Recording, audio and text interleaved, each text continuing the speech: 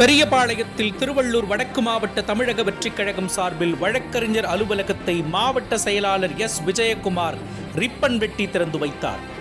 திருவள்ளூர் வடக்கு மாவட்டம் எல்லாபுரம் மேற்கு ஒன்றிய தமிழக வெற்றிக் கழகம் சார்பில் பெரியபாளையத்தில் வழக்கறிஞர் அலுவலகம் திறப்பு விழா மாவட்ட வழக்கறிஞர் அணி இணை ஒருங்கிணைப்பாளர் வழக்கறிஞர் ஐ ரிஸ்வானா தலைமையில் நடைபெற்றது.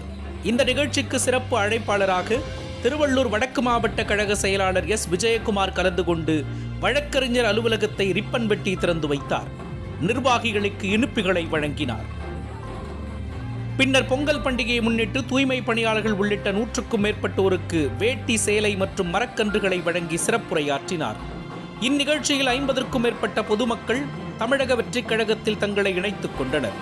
இதில் மாவட்ட பொருளாளர் பிரபாகரன், ஒன்றிய செயலாளர் சுஜித், நிர்வாகிகள் ஆனந்த், புருஷோத், அஜித், சைன்ஷா மற்றும் பலர் கலந்து கொண்டனர்.